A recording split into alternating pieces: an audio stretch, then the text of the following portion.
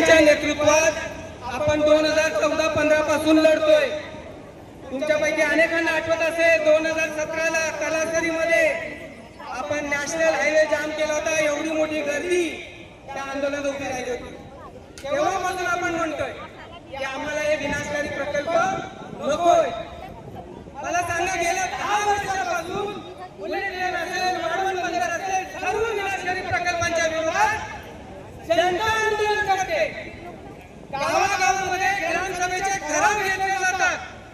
PESA कायद्यांचा, संविधानाचा सरकार त्याला ऐकत नाही. पण एक तरी असा मोर्चा दाखवा की वाढवण बंदर इथंच झालं पाहिजे, असा एक तरी मोर्चा आहे का?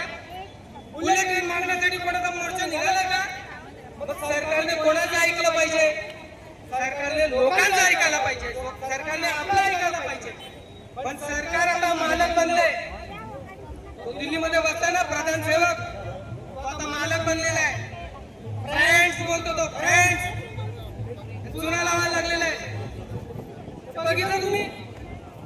जंतर मंतर दिल्लीमध्ये आहे, पण गेल्या 10 वर्षापासून हा बिरसा मुंडा चौक आपलं जंतर मंतर आहे.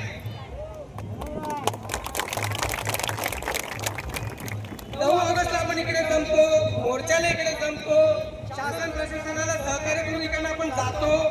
परंतु ठीक, इथंच आम्ही बसलो तर, इथंच आम्ही खिचडी बनवायला लागलो तर मग पालघर जिल्हाधिकारी कार्यालयाचं काय होईल? पालघरचं काय होईल? कशी पायी शासन प्रशासनाने आपल्यावर आणू नये एवढीच या निमित्ताने विनंती. जागतिक आदिवासी दिवस आहे. या दिवसाच्या निमित्ताने आपण सगळेजण उत्साहाने इकडे जमतोय. पण बघा तुम्ही, आदिवासींचा असलेला पालघर जिल्हा हा आता ओव्हरलोडेड ट्रकचा झालेला आहे. आदिवासींचा असलेला हा जिल्हा विनाशकारी प्रकल्पांचा झाला आहे. आदिवासींचा असलेला हा जिल्हा परप्रांतीयांचा झाला आहे. आदिवासी या जंगलाचा मालक, आदिवासी या डोंगराचा मालक, आदिवासी या देशाचा मूळ निवासी. पण आता आदिवासीच त्याच्या जंगलापासून, त्याच्या जमिनीपासून पूर्णपणे बेदखल केला जातोय. आता आपल्याला करायचं काय? कायदा आमच्यासाठी आहे, आम्ही कायदा पाळतो. पण आमच्यापेक्षा जास्त कायदा हा सरकारला आणि प्रशासनासाठी जास्त बंधनकारक आहे. सरकार जर मालक बनून, कायदा तुडवून, संविधान तुडवून आमचं जल जंगल जमीन घेणार असेल, खानिवड्याचं आमचं डोंगर तोडणार असेल, तर मग आम्ही सरकारला मानणार नाही. सरकार कोण असतं?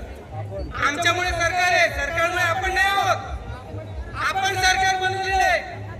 ज्या दिवशी ठरवू त्या दिवशी या सरकारला लाथ मारू.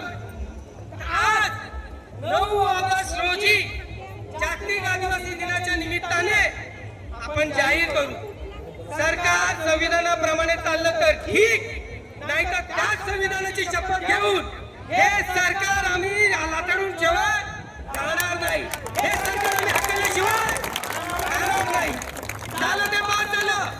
निवेदनं खूप झाली, ग्रामसभा खूप झाल्या, मोर्चा खूप झाले. आता पालघर जिल्ह्याची निर्णायक लढाई आहे. हा पालघर जिल्हा आदिवासींचा, भूमिपुत्रांचा, मच्छीमारांचा राहील. ज्यांना हा असा जिल्हा ठेवायचा नाही त्यांना या जिल्ह्याच्या बाहेर हाकललं जाईल. मग ते जिल्हाधिकारी असू दे, मंत्री असू दे, ते आमचे आमदार खासदार असू दे. कुठे ते आज का दिसतात का? कुठं सापडतात का? कुठं 50 खोके नाही का? कोणी कोणी काय काय घेतले आहेत? कोण डोंगर वाचलेला आहे का? कोण आमदार खासदार? खासदार असा फालतू खासदार भेटला आपल्याला. पालघर मध्ये कुठली ट्रेन थांबेल याचं निवेदन पाठवतो.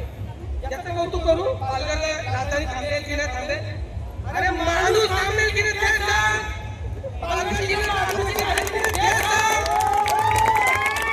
तुला संसदेमध्ये त्यासाठी पाठवलंय आदिवासीचे प्रश्न मांडायला, आदिवासीला मारायला नाही पाठवलेलं. तेव्हा मित्रांनो, वेळ फार कमी आहे, रात्र वैराची आहे. आपण 9 ऑगस्ट नाचतो खरं, आपला दिवस साजरा करतो खरं, पण यापुढे आपल्याला साजरा करता येणार नाही. तो धोका मान्य कावराम काकांनी आपल्याला वेळ आणून दिलाय. काका शेवटच्या श्वासापर्यंत लढले आदिवासी समाज टिकावा म्हणून.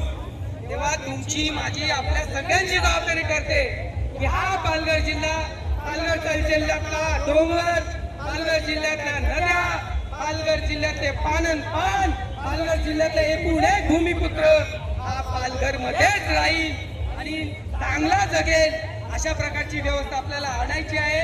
पुन्हा एकदा हे सर्व विनाशकारी प्रकल्प आता रद्द झालेच पाहिजे. तुम्ही रद्द करत नसाल तर आम्ही ते रद्द करू. तुम्ही जर ते काम थांबवणार नसाल आम्ही ते काम थांबवू. एवढी एक गोष्ट करून मी इथं सांगतो. पुन्हा एकदा सर्वांना जोहार.